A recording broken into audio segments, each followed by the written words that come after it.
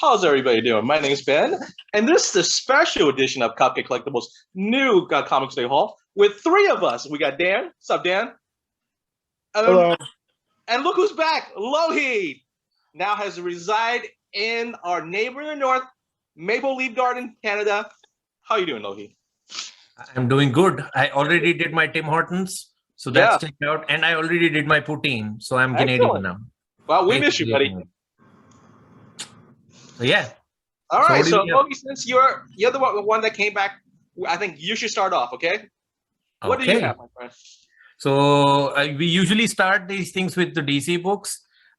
Very strange. For the first time, I just had like one DC book. And so I'm going to start with that. And that was basically this Joker 13.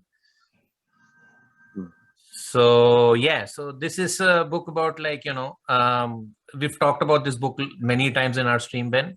But this is a continuing book, Joker 13. So, Joker has been captured by this family who are basically a family of like Hannibal Lecters.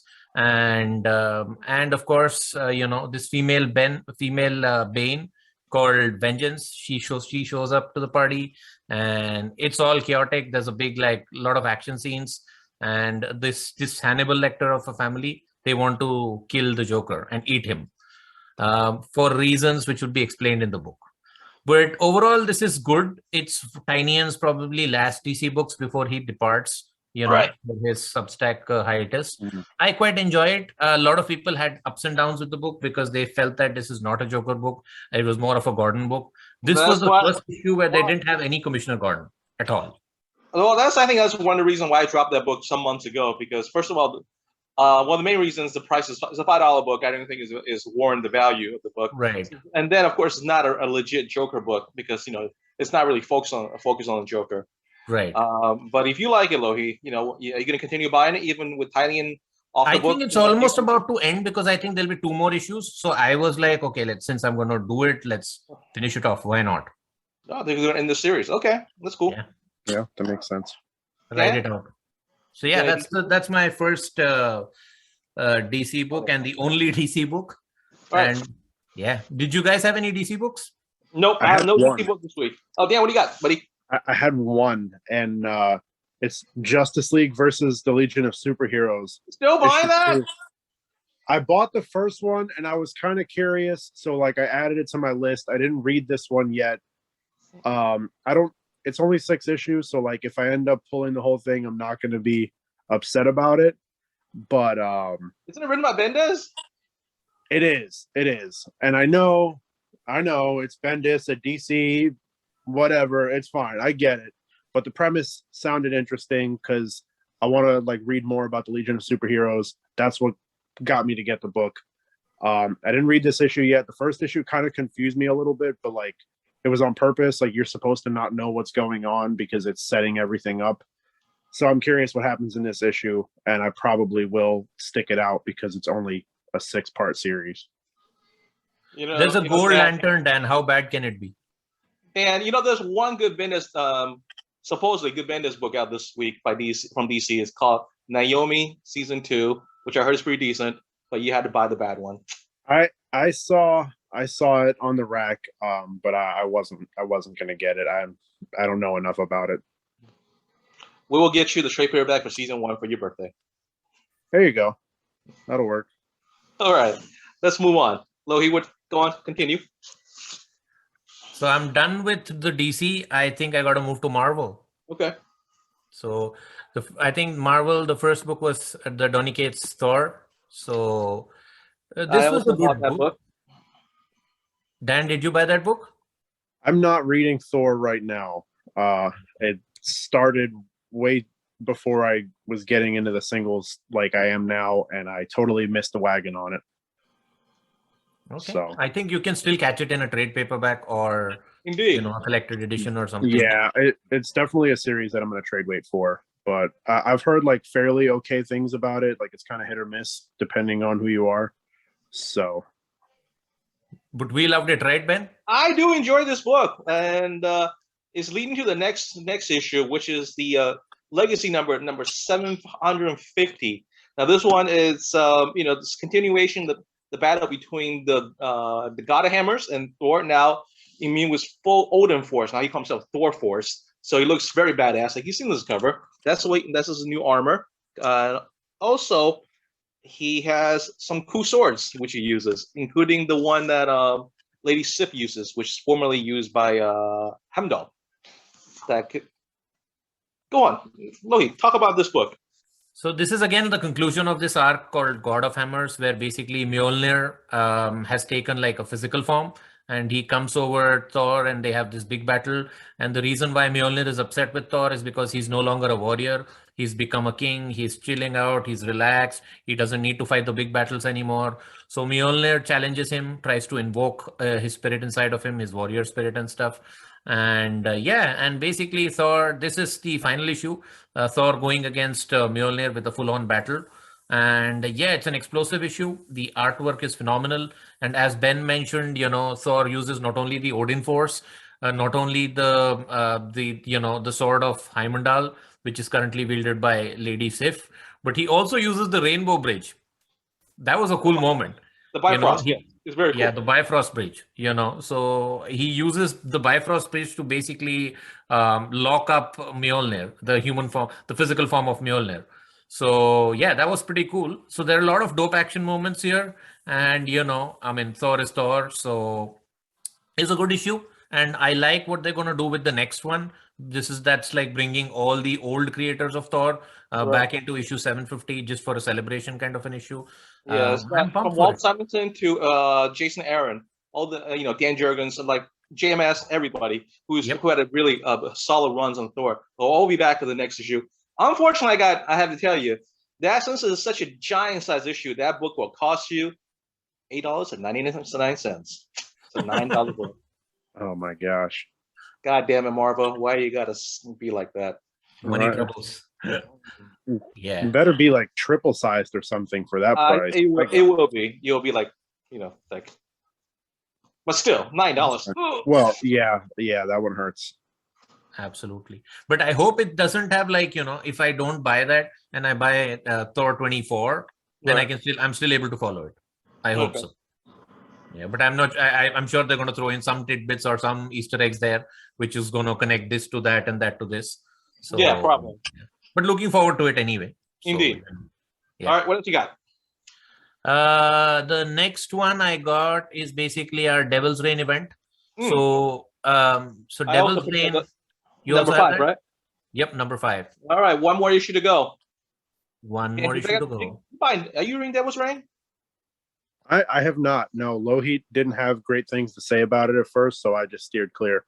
Well, I have to say that what Loki said is absolutely wrong. I enjoy this series quite a lot, and the way the Kingpin uses the Purple Man to control the populace to win elections, I think that's a really good move. Also, the way the Thunderbolts are back being being henchmen for Kingpin, and the battle of Avengers and between the Thunderbolts and the Street Avengers, if you will. I think those are really fun action filled panels.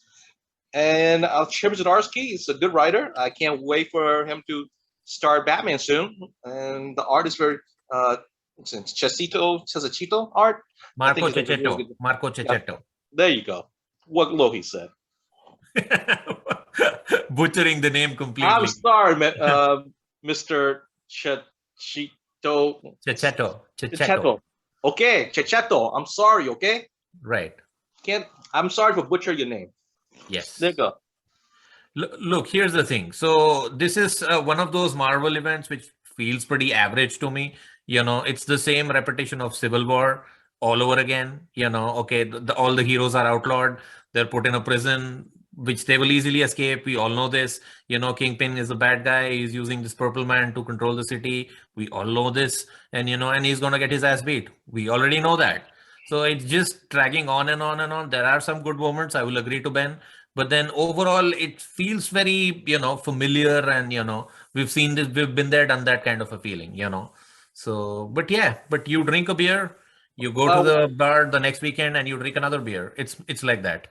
One more thing. Last week, I was talking to Dan about Daredevil, A Woman Without Fear #3, which they dropped a huge spoiler that happens in this issue. I'm just glad that my theory was right, and it's not that it's not what happened. Okay. Okay. All right. So that's Devil's Reign. I mean, it's basically, as you can see, we are polar opposites on it. I mean, I didn't hate it, but Ben enjoyed it quite too much, a little bit too much. So, so there you go. Make up your mind on Devil's Reign. So, yeah. And Zdarsky is a good writer and Chichetto is a good artist. That's been proven in the, pages of Daredevil. So, yeah.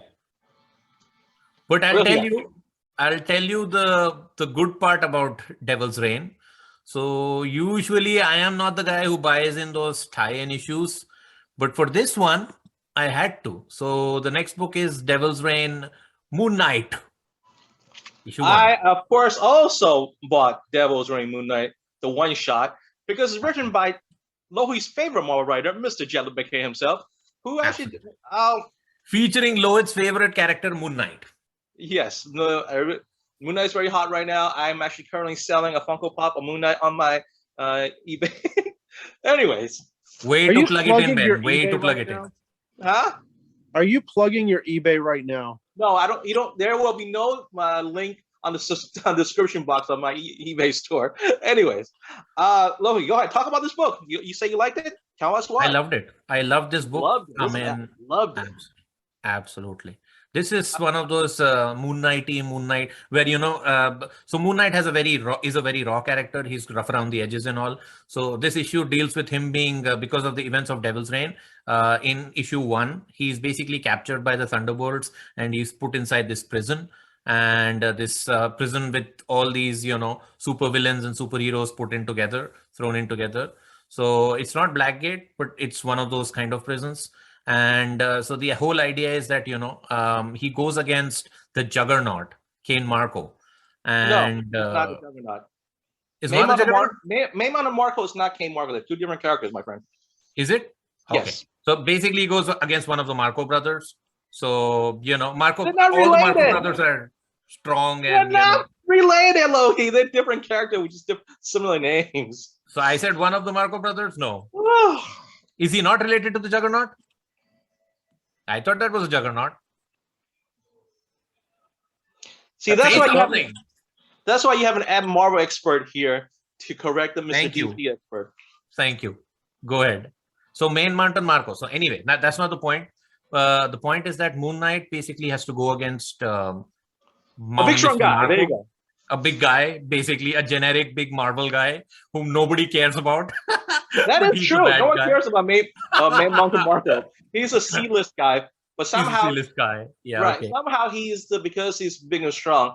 The guard they're using him as this fight, this cage fight thing, which I bet money on, and somehow Main Mountain Marco is the undefeated champion. Absolutely. Yeah. So Moon Knight is imprisoned here and Mark Spector, and and he's like, that he has an agenda. He's not there by default. They just didn't capture him and they just put him there. So the whole idea is that there are these prison fights on which the guards bet on. And in the end, Moon Knight goes toe-to-toe against Mr. Marco. And I mean, he's badass. He's really badass. The way he's very daunting. Everybody who talks to him, he gets he gives him a piece of his mind. And I mean, he's total badass there. There is a moment when Marco appears on his cell, which is basically made out of glass, plexiglass and stuff, and he challenges him okay, I'm going to fight against you and you don't sound too threatening to me. Why should I be afraid of you?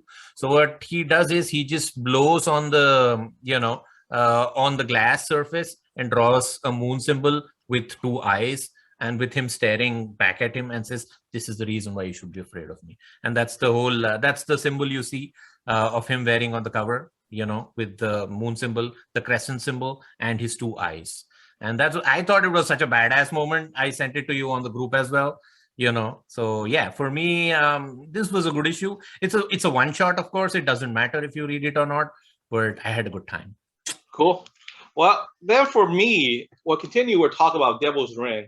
I have Devil's Reign, the Superior 4, number 3. This is the final issue of the miniseries, where Dr. Octopus battles the Supreme Octopus, which is a variant merge version of Doctor Octopus, Doctor Strange, and Doctor Doom. It's a very fascinating battle, which Doctor Octopus had to use his ally and Doctor Octopus version of the Man Thing to help him win the battle. This is a very fun read.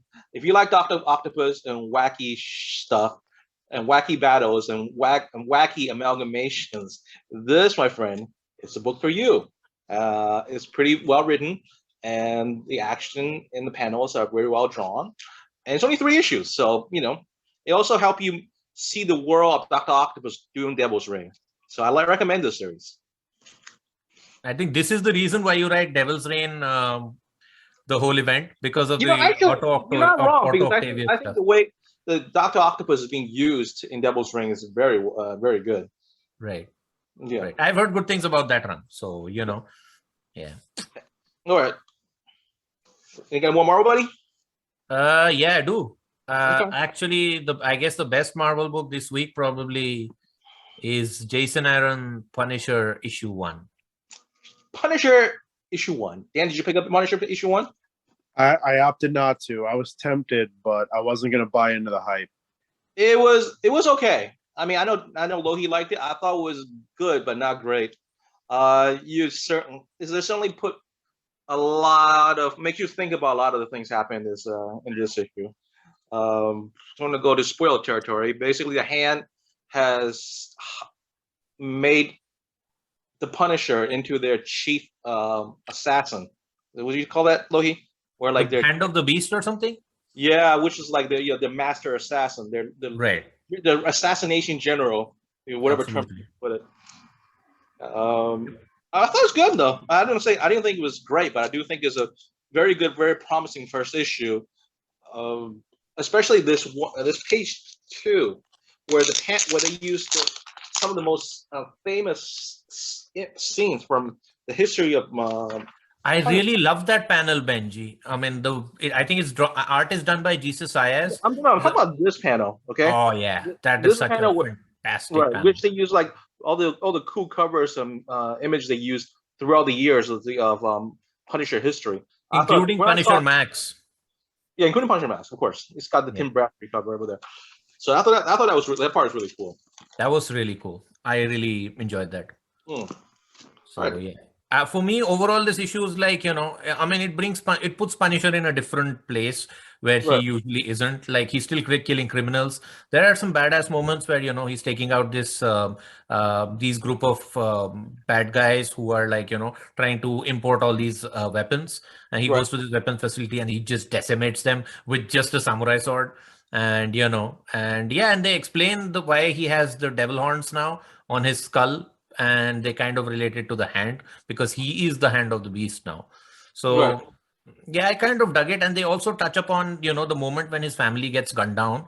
I thought that was a very emotional moment, when he's trying to like, his kids are dead, but his wife is still alive and he tries to call her name and, tries to reach out to her and there are all these EMTs surrounding them. I thought it was an emotional moment. So I am excited. Jason Aaron has written good Punisher in the past and he does have the talent for sure. So I am excited to see, where this goes. Right. Jason Aaron has some ups and downs the last few years. His Avengers. That's also true. His Avengers has been mostly uneventful and unmemorable. But I did like that the Heroes Return Reborn miniseries he wrote last summer. But as far as Punisher goes, he does have the pedigree of writing the Punishers in the past. This first issue is promising enough for me to buy issue 2. And if you're a Punisher fan, I suggest you give it a shot, no matter how stupid you think the new logo looks. And sometimes that's all you need. Yeah, it's good. Like the art is good too. So it's a good, well-written story with a good art. That's usually the good combo for you to pick up the book. Absolutely. Anyway, we're done with the Punisher. Lohit, any more Marvel books? I think the last Marvel book, probably, that is Venom issue 6. Venom issue 6. Yeah? I got it too. Yay! Gang's all here. Gang's over here. Venom number 6. Now, we do not have, what's his name? Al Ewing. It's back in Ram V with story of Dylan Brock. Dan, what do you think? So I didn't read it yet because I didn't read 5, but I don't understand what they're doing. Like, we finally got Al Ewing back for 1 issue and it's already back to Ram V. It's a tease. Like soon, Al Ewing will give you more Eddie Brock stories. But meanwhile, back to Dylan. I don't get it. I feel like it was like a bait and switch. We were promised Al Ewing like this whole time, Right.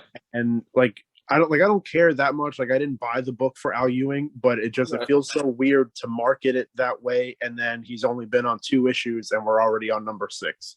True. All right, Lohit, don't go too much of the storyline. What do you think of this issue?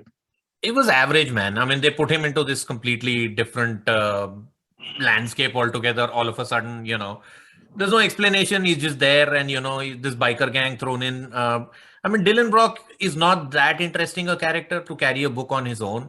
I mean, you throw in Venom a bit, at least the Venom symbiote, but you miss out on that Eddie Brock. So I don't know. I mean, this book is okay. It's average to me. It's not done anything super fantastic. I am there for the ride for sure because I like Ramvi, I like Ali Wing's writing, and I like Venom the character, Sure. So, but it's like I'm kind of neutral on this. If I didn't read it, I mean, it wouldn't be the end of the world for me, to be honest. I completely agree with you. I thought this was until the last page. This is pretty much a filler issue. It's pretty uneventful. It does have that discussion, which is the same thing where Dylan sees the symbiote like his father, but really it's not Eddie. That little conversation was like, all right, are we going through this again? We already heard this conversation before. You know what I'm saying? Let's just move on already. You're right. It's a filler issue. I mean, I do like Brian Hitch's art and everything, but as far as the writing goes, is very average. Absolutely. All right. What, you got any more Marvel books for us? No, that's it. We Dan, can move on to the independent stuff. Marvel. You don't have any more. You don't have any Marvel books? Yeah. Nope. Venom was my only one. I have Marvel books now. The not even weaker one is this Gwenverse book. All right. Look, Dan's so uninterested that he left. I don't blame you, Dan. This book was not. It's not that good. I like the cover though, Ben. The cover seems the Dave Nakayama cover is fine. It's actually very good, but unfortunately the story is very bland. It has a team up between. Let's give you the Back to the Future story where a Ghost Spider and Spider Zero has to team up to change the past to save the future. Nothing special here. Okay. Yeah. So that just move on. We're gonna move on. All right. So next are a couple of spec books that I bought. So first we have this Woman of Marvel, because supposedly this Ashley Witter cover is supposed to help me net some money in the near future once X-23 gets big again. So there you go. Women of Marvel one shot, because this cover C or E, whatever. It's really nice though. Next one. Yeah. All right, next one we have Star Wars Crimson Ring number 3. I love this the Raza cover. It's a connected cover. I have issue 2. This is issue 3. I'm going to buy issue 4 and 5 for the connected cover. I don't have issue 1, so if anybody can find me that issue 1 on the Raza cover, let me know. I would like to buy it off you or trade or something like that. All right, so leave a message in the comment below. If you guys see it in your comic store, hook your brother up. And finally, we have Black Panther 3, the second print. We all know why I picked this up. This is the first appearance of oh god, I can't even remember the name of the character. But anyways, this character right here, where people think that he could be as popular as the next Miles Morales. So that's it. My spec book purchase are done. Let's move on to Image. Okay, so let's move on to Image. Image, the biggest book I thought from Image was King of Spies 4. Because not only does it conclude the series, it was a bombastic issue. Lots of action. I liked it. I think this actually is $1 more than previous voice acts. I think an extra 10 pages. This is my pick of the week. Okay, this is really good. I like issues 2, 3, and 4 has been my pick of the week, and so just following tradition. Roland and his son continue to try to play mind games and fighting the good fight. And I love the ending too, where the happy ending made me smile. This is probably one of the best Mark Millar books I ever read, and I read a lot of Mark Millar books. I can imagine. I concur, Ben. So yeah, this is one of those, what if James Bond got old kind of tropes, and this issue was so bombastic, like it was action packed right from the get go till Absolutely. the end. Something or the other is happening in every Right. page, and you just breeze through it. You Right. just go so fast through this one. It's like an action movie happening right in front of your eyes, and it's this is only 4 issues. So but which is perfect because remember, Netflix did option this series to become a show for them, or maybe in a movie for them. So I think you can do a movie with it very easily. Absolutely. If you get the actually, it'll be really good to play him as Pierce Brosnan, like an older Pierce Brosnan, who played this as one character pretty well. He was James Bond too, so yeah, that works. So yeah. If you like Mark Millar, man, I think this is one of the best Mark Millar series he ever did. I like Mark Millar a lot. A lot of people have hated him for certain stuff, but I have loved everything he's done in general. Yeah. For some of his books are my favorite, like Old Man Logan and stuff like that. Sure. Awesome. Civil War was awesome. Civil War. I know some people don't love it, but that's one of my favorite Marvel events too. Mine too. Yeah. All right. You got any more Image? Do you have anything else in Image, Dan? Well, I have 2 books. I know one of the books that me and Dan both have bought. I'm just talking about this book that I bought because the cover is Spawn number 327, which is a cover swap for Amazing Spider-Man number 1 and Spawn number 1, whatever you want.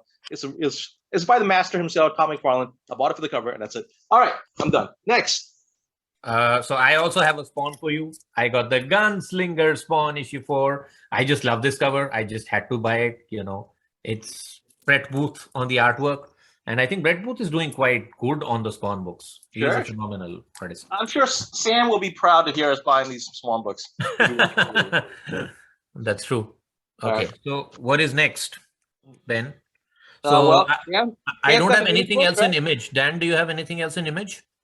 I have 2 more Image books, and I think Ben and I probably got one of the same ones potentially. Okay. Go on. So the first one was Radiant Red. Radiant Red, number 1. This was one of the ones that I read this week. I enjoyed it. It definitely feels like very set up, like not a whole lot happens. Right. But it was good. The art is sound. The writing, has me curious. I thought this cover was really cool. So yeah, Radiant Red. I bought the forget how many issues. I forget how many issues it's supposed to be, but I know that it's like a mini series. Yeah. So I'm excited about that. It's off to a good start. Right. So far, the whole Massiverse thing has been pretty good. Supermassive. Last week, me and Dan really liked Rogue Sun, and I enjoyed this one as well. The story's a little bit slower. It's not as exciting as Rogue Sun, but it's more about the world building, about the character of Radiant Red and the what's her name? Satomi Sone. Sony. How her life is, and what led her to here. It's pretty interesting. So far I'm down with the entire series. She was there in issue 6 of Radiant Black, right? She gets introduced first appearance. I think she's been around something like issue 3, but they did origin story in issue 7. She appears in the book earlier, but issue 6 is like her solo issue where she gets written about. They do a little flashback origin story. The team that did that issue is writing this series. Oh, okay. That makes a lot of sense. Yep. So I'm enjoying the Radiant Black book. So I read the first trade paperback on the recommendation of Ben, and then I read the Supermassive book because you both liked it last week. So I'm digging it, but then there are too many characters to follow because there is also the Infinity Red character, there is also the Sun character, and there is the Radiant Black character. It's just like a Green Lantern universe. Where you got your John Stewart, you got your Star Sapphire, you got your Indigo Lanterns. It kind of feels like that and kind of feels like Power Rangers to me. So I'll follow the main story and I'll try to follow the Supermassive stuff, but I'm not going to pick each and every issue. Well, Supermassive's only one shot anyways. Oh, is it? Oh, okay. So I think I'll follow the Radiant Black, the main story, but so many stories, it's very difficult to, keep track. And I mean, the thing with that is Ryan Parrott, the guy who writes Rogue Sun, I saw him tweet the other day that Rogue Sun is not like a spin-off necessarily. It's just they share the same universe. So you don't need to read Rogue Sun to understand what's going on in Radiant Black. They're very much separate. They'll just cross over occasionally. They don't even live in the same city. Rogue Right. Sun Well, is not in in the these. same state. You know, they. I think Right. the Radiant Black and was it Red? They live in like Illinois, while the Radiant Sun lives in Louisiana. So they're pretty Right. far. So All right. yeah. Yeah. What's the So other image we got? the other Image book I got is the Jeff Lemire Little Monsters Yeah, book. I mean, you gotta let me know if that's worth picking up because I was really interested. I was like, I like the creative team, the Dustin Nguyen and Jeff Lemire team's been good. So I did enjoy it. I thought it was good. The art, it's got that it does that, like, I almost want to call it cliche, but it does the black, white, and red thing. Okay. Where like you can't see any colors besides like red, basically. Sure. There's some other little parts where you actually see some color, but the book's black and white for the most part. And it's good. It's about these kids who are vampires, essentially. They've been living in this city for like hundreds of years, potentially. And they're just kind of trying to navigate things. Like they think they're all alone, but like maybe they're not. And that's kind of where the premise of the book is. They're waiting for the elder or something like that. Sure. So yeah, it was good. I'm kind of interested. It gives you a little bit of a cliffhanger. I have no idea what it's supposed to mean, so I'm curious, and I'm going to get at you too. Cool. All right, So, and that is finish our DC books. Let's move on to smaller press. Loki, what indie books do you have for us? I have my favorite publisher, as Ben calls it, and that's Dynamite. Dynamite. You know, the women of Dynamite. They always have to make an appearance. Of course. And yeah, and one of my favorite female characters, Red Sonja, she did make an appearance. Although no Lucio Perillo this week. What? But this was my cover of the week. Look at that. Look at that, Red Sonja, black, white, and it's red. It's not as hot as my Radiant Red cover. Look at that. Oh, I love my Red Sonja. She can take on your Radiant Red anytime. Yeah, whatever. Your slutty cover ain't good as my hot cover. My hot cover. Oh no, it's not slutty at all. So you know, but then she's a warrior princess, Ben. That's what they will. That's what they were in the medieval times. She's a Xena was a ginger. I get it. Or Xena was copied from her. She was 1983, Ben. Remember that. She had one movie. Xena was 1994. So there you go. But she had like 6 seasons. So you could take that, Snapnut. Yeah, there's going to be a new Red Sonja movie. That's going to be 35 seasons at some point. Will I wish? But anyway, do not listen to Lohit, okay? But Black, White, and Red is a good book. I mean, it's one of those, as I keep on saying, it's one of those jumping on points. Anybody can buy it and enjoy it. Ben bought one. He kind of liked it, you know. So the Valentine's special. It's an easy read. It's a fun read. You know, you don't really need to know like the full story. You're like, okay, you pretty much, if you've seen the movie, you know who she is, and you're like, it's all good. It's all good. Exactly. It gives you a good feeling, and that's the reason why I buy it. Sure. And you know, so yeah, I quite have fun with it. There are 3 stories. One is written by Dan Abnett. He's a pretty good writer, so you know, his story is the most strongest one. The other 2 are kind of filler stories, but they're pretty much enjoyable. They're not, nothing is bad. I mean, you know, so they're all like average, pretty much average to neutral. So that's all you can get. But Red Sonja, you know, with her sword, hacking and slashing demons and people, that's the best thing. Best comics ever for me. And that was my last book of this week, guys. And Loki, I thought you bought this book too. Which book? You're a Tom Taylor fan. You did not buy this? Oh, I did. I actually did buy 7 Secrets too. So yeah, of course I bought 7 Secrets. I forgot about it, but yeah, I mean that was one of my first reads probably for this week. Well, and okay, if you didn't buy this, I'll be very disappointed in you. I have bought it, of course. I've read it. But 7 Secrets was a good issue, but I kind of forgot where I am coming from for 7 Secrets. You know, I missed a couple of issues. It feels like because there was such a big break. Oh, that's right. There was a pretty good gap like between issues. So, but I still enjoyed it. This is the issue which brought me back in for 7 Secrets. So you know. So again, it's about, there are a lot of things happening. So a lot of people have changed sides. A huge revelation in the last page, which you know what? Actually, I did not see that coming. I really should have.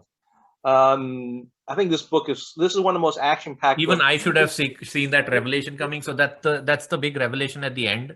Right. You know, this is one of the easiest to read book I've ever seen. I think I think last issue I finished in 2 minutes. You said that. Right. I remember This that. issue I finished in about 4 minutes. It's so easy to read. I think for Dan, I think I would say that Dan definitely picked this up as a trade paperback. You know, you'll not be disappointed. You'll not be disappointed at all. I do have the first trade of it. I just haven't started it yet. I read the first issue on Comixology like a while back, and I thought it was good. Right. But I'm letting it build up a little more before I try to dive into it. Absolutely. So it starts off like an action movie, but then it has like metaphysical elements and supernatural stuff also thrown in there. Yep. So that Tom Taylor can write, man, for sure. I am biased, but then, yeah, I mean.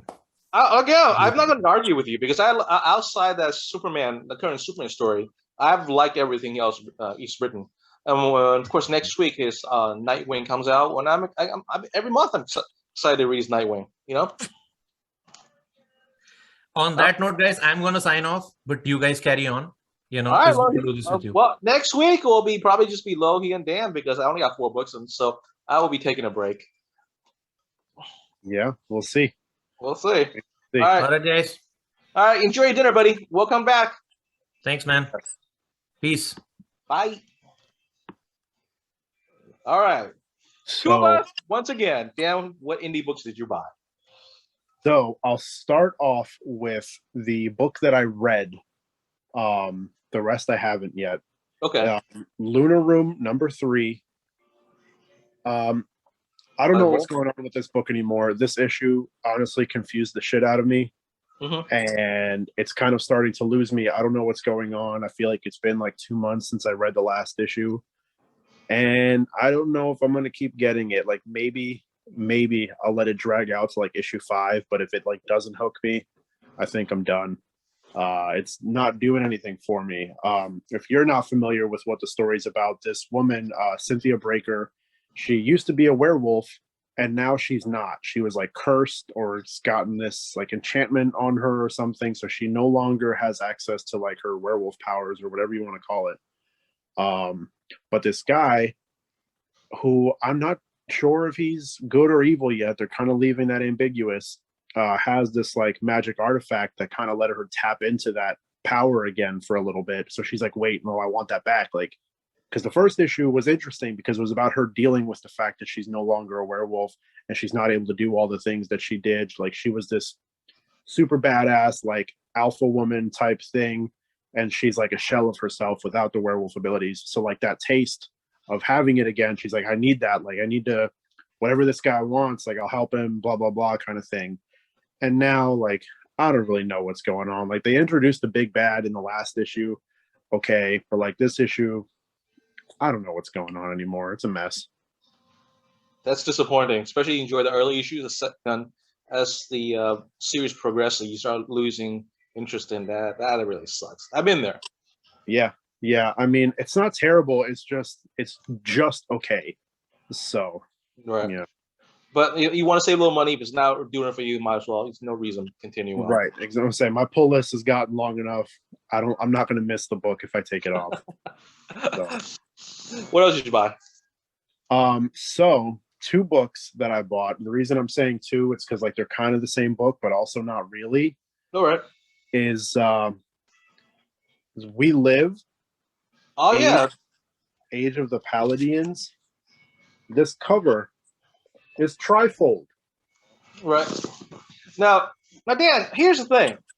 I'm surprised that you only bought the white book and you didn't buy both of them. You didn't let me finish, Benji. Oh shit. Okay. That's why I said it was like 2 books, but technically one. Okay. So technically it is 2 different books. Like they are separate. You need to read both of them. Right. But yeah, I was on the fence because I haven't read the original series, but it's been on my radar for like months now. Right. But I didn't want to miss those 2 issues either because the covers are sick. Honestly, like they might be my cover of the week. Oh. Or at least this black one. I don't know. I love the way that it looks. Looks good. Looks sharp.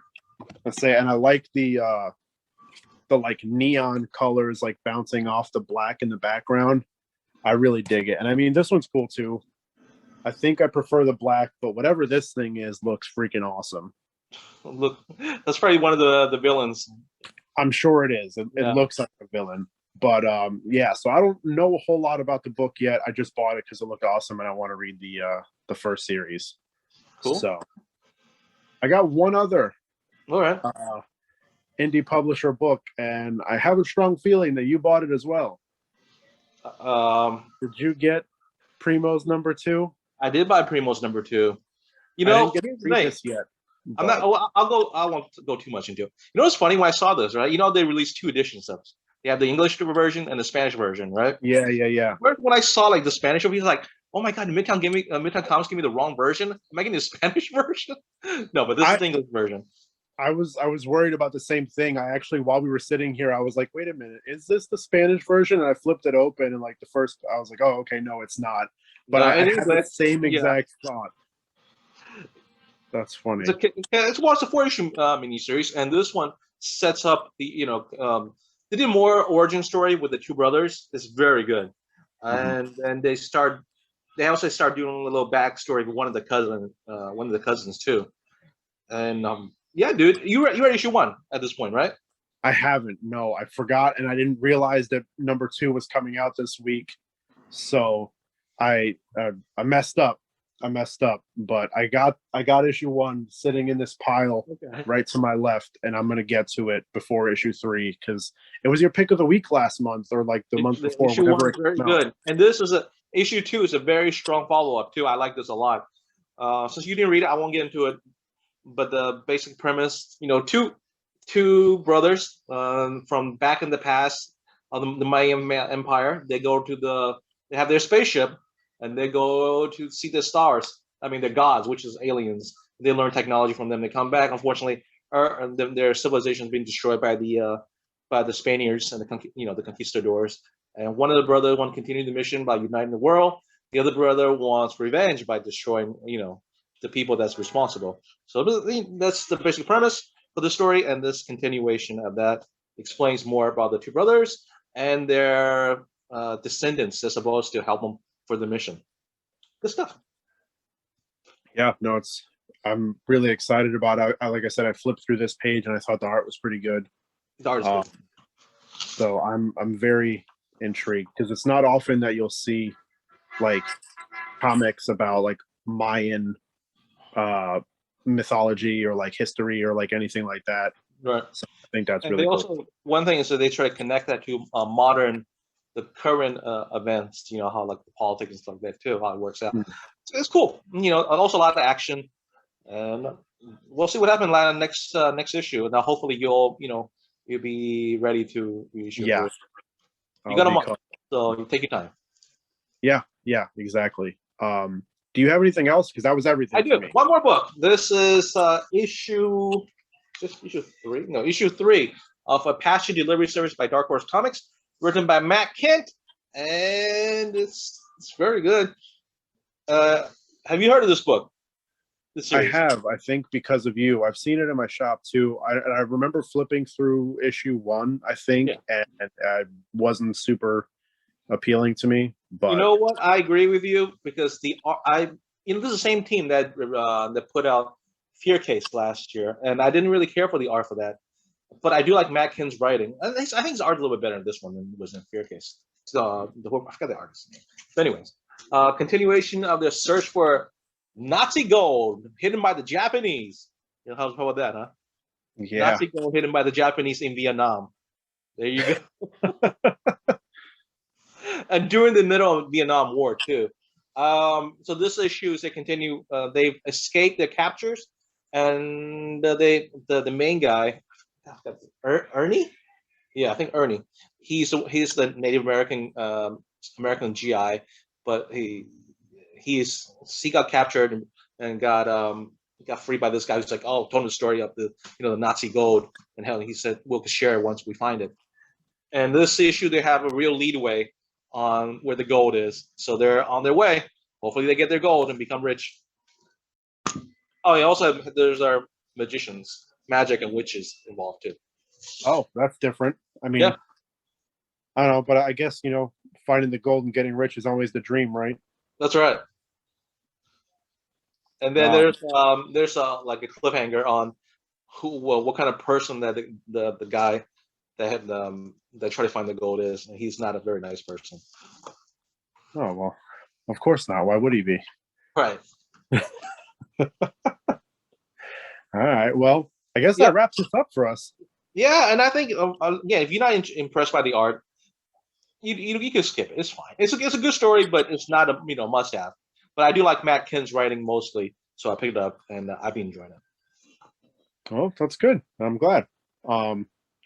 So that's it for us. So remember, next week's a tiny week, so again, I'm not going to be here. I have 4 books, so I don't think that's war enough for me to do a video for it. Yeah, who knows? I don't know what my week looks like next week. I haven't looked yet. I'll check probably after we get off this call. Sure. But and people, don't forget, Dan has done quite a few amazing videos with a bunch of comic creators, and you guys should watch him do his awesome job. And just follow us on follow us here, and all the links are on our web, on the YouTube channel. So yeah, don't forget, give him a thumbs up. He did a really good job on all of them. I appreciate the kind words. Which reminds me, I have another one coming up. We already chatted about it, whatever, recorded it. So that should be coming up soon. I'm super excited about that one because Tanner was also involved in that interview with me. So we kind of did a little tag team thing. But yeah, so look forward to that. And that's why you should hit that subscription, so when it come out, you'll be the first to be notified. Yep, hit the notification bell. I'm looking forward to watch that video. Yeah, it was a good chat. We definitely like to have him back. But yeah, so that's it for me. That's it for me. Awesome. And for Lohit, and who has already said his farewell. I hope he enjoys his dinner. I don't know who has dinner this late, but it's whatever. I don't judge. Must be a Canadian thing, eh? Gotta be. It's gotta be. But yeah, so Ben won't be here, but I will see you guys next week. Peace. All right, have a good weekend, folks.